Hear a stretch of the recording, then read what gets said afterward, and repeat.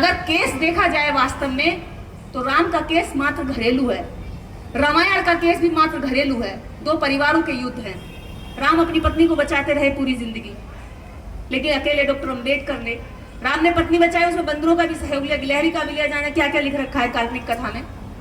लेकिन बाबा साहब अंबेडकर ने इस देश की करोड़ों स्त्रियां, जाति को बचाने के लिए किसी का सहारा नहीं लिया। अकेला व्यक्ति 2 साल 11 माह 18 दिन बैठकर संविधान लिखता और सारे अधिकार दिलवाती। एक कृष्ण 36-32 हजार शायद गोपियां थी विधवा, उनको सम्मान देने के लिए उसने उनसे शादी कर ली। शादी कर ली जी 36 हजार से। बाबा साहब डॉक्टर अंबेडकर ने मात्र एक अपनी पत्नी से शादी की और बाकी देश की महिलाओं को अपनी बच्ची बेटी मानते हुए हिंदू कोड बिल भारत की संसद में पेश कर दिया। और जब वो लागू नहीं हुआ, राजनीति की भेंट चढ़ गया, जातिवाद की भेंट चढ़ गया, उनको लगा कि डॉक्टर अंबेडकर महिलाओं को अधिकार दे करके हमारा धर्म नष्ट कर देगा, औरतों पर जो हमारा वर्चस्व वो खत्म हो जाएगा, तो इसको हम लागू नहीं कर सकते। और अगर इतना बड़ा काम डॉक्टर अंबेडकर कर देंगे तो और ज्यादा अमर हो जाएंगे। और एक महान जाति का व्यक्ति इतना महान काम और दोबारा कैसे कर सकता? संविधान भी लिख दिया, पहला देश का आजाद भारत का कानून मंत्री बन गया। और अब इसके बाद एक और बेहतर काम ले आए, हिंदू कोड बिल पास नहीं किया गया। बाबा साहब डॉक्टर अंबेडकर ने प्रथम कानून मंत्री पद से इस्तीफा दे दिया। आज आपके लिए कोई गांव का प्रधान भी, जो पंचायत का प्रधान है, वो महिला अधिकारों की बात करते हुए अपने पंचायती प्रधान की पोस्ट से इस्तीफा नहीं देगा, लेकिन बाबा साहब अंबेडकर ने कानून मंत्री पद से औरतों के लिए इस्तीफा दिया। एक अंबेडकर जब 1932 में ये कहते हैं कि मैं हिंदू धर्म में जरूर पैदा हुआ, ये मेरे बस की बात नहीं थी, लेकिन मैं मरूंगा नहीं इस धर्म में, ये मेरे बस की बात है। तो डॉक्टर अंबेडकर लाहौर में इस भाषण को लिखकर भेजते हैं और उस समय भी सुधार चल रहा होता है।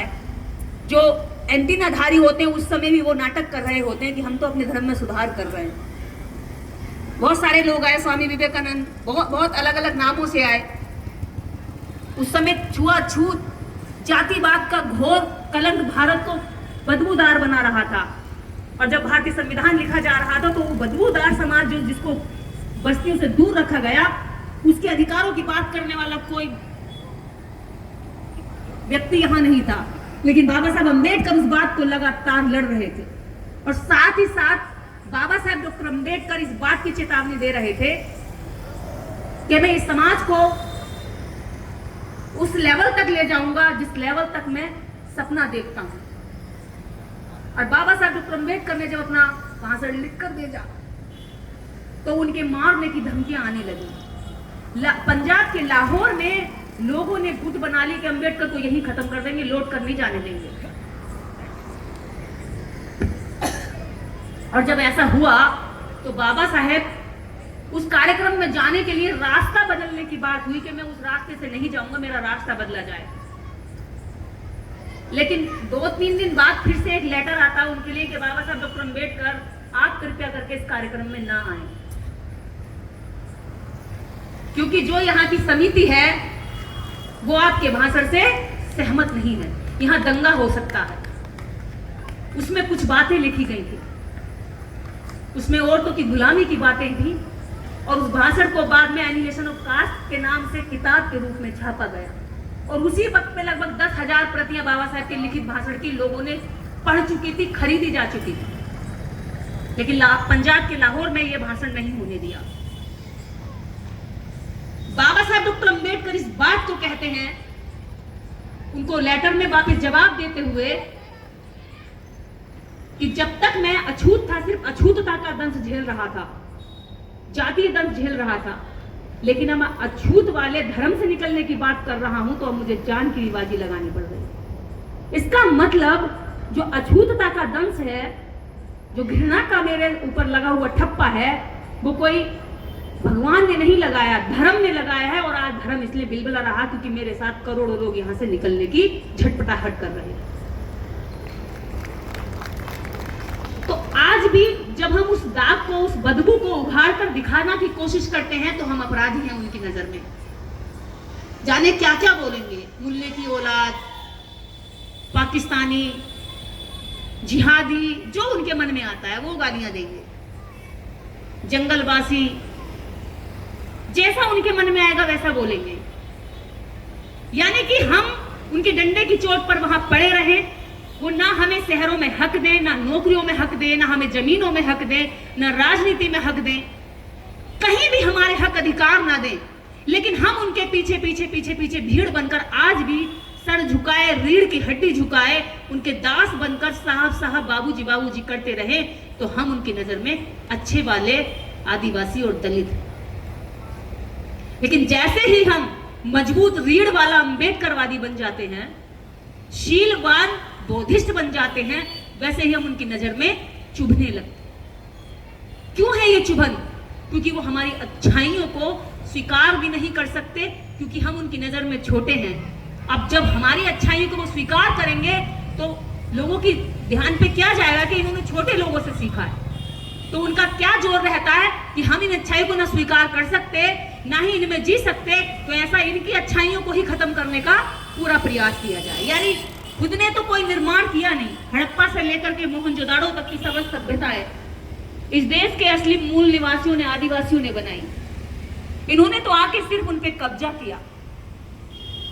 देश के जो चारों धाम के मंदिर हैं, चारों धाम के मंदिरों की जब चुनरी उघाड़ कर देखोगे, मेकअप हटा के देखोगे, तो बुद्ध की मूर्तियां निकलती। इसलिए वहां पर कैमरे अलाउ नहीं है, पोल खुल जाएगी।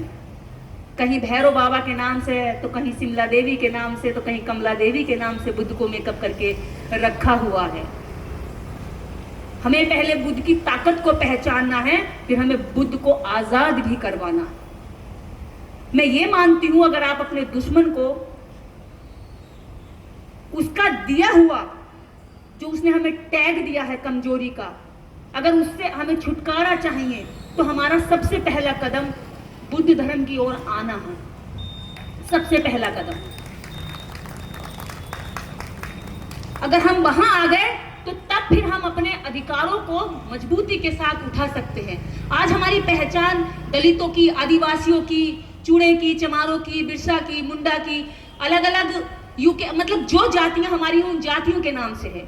लेकिन जब हम बौद्धिस्ट बनेंगे तो विश्व स्तर पर लगभग दुनिया के 80 से 90 कंट्रियां, जो वो कंट्रीज टोटली बौद्धिस्ट हैं, जिनका राष्ट्रीय धर्म बौद्ध है, जब यहां हम पर अत्याचार होगा तो पूरे विश्व में क्या आवाज जाएगी कि बौद्धिस्टों पर अत्याचार हो रहा है, और पूरे विश्व का जो बुद्ध बौद्धिस्ट व्यक्ति है वो हमारी आवाज उठाएगा। हम संख्या में बड़े होंगे, हमारी आवाज दूर तक जाएगी। आज उन लोगों को यह पता चलता है कि अरे कोई आदिवासी पिटा है, कोई बात नहीं, कोई चूड़ा पिटा है, चमार पिटा है, कोई यादव पिटा है, कुर्मी पिटा है, लोधा पिटा है, या कोई अन्य जातियां पिटी हैं, इनसे हमारा क्या लेना देना। लेकिन जब ये पता चलेगा कि एक बौद्धिस्ट पिटा है, तो दुनिया के समस्त बौद्धिस्टों के दिल में हलचल होगी, उनके धर्म पर प्रभाव पड़ेगा। और भारत के अंदर जो हमारे मंत्री हैं, जो पीएम का पोस्ट लेकर भारत में तो राम राज के लिए बात करते हैं, और नाक रगड़ रगड़ के, सर पटक पटक के जो है नमन और वंदन करते हैं, लेकिन जैसे ही भारत की सीमाओं के बाहर जाते हैं तो कहते हैं कि मैं बुद्ध की धरती से आया हूं। तब वहां के बौद्धिस्ट इनका हाथ पकड़ते हुए ये कहेंगे, आप तो कह रहे हैं कि बुद्ध की धरती से आए, लेकिन हम तो वहां रोज घटनाएं सुन रहे हैं कि आज एक बौद्धिस्ट पिट गया, कल दूसरा बौद्धिस्ट पिट गया, आज इस बौद्धिस्ट को मारा, कल बौद्धिस्ट की बेटी के साथ रेप हुआ, मारकर खेतों में डाल दिया, ऑफिसों में, सड़कों पर आप जगह जगह बौद्धिस्ट पिट रहे हैं, और आप कह रहे हैं कि आप बुद्ध की धरती से, आप बुद्ध को सुरक्षित नहीं कर पा रहे, बौद्धिस्टों को सुरक्षित नहीं कर पा रहे, तो इन पर सवाल खड़ा होगा। और जब इन पर सवाल खड़ा होगा तभी ये हमारी सुरक्षा करेंगे।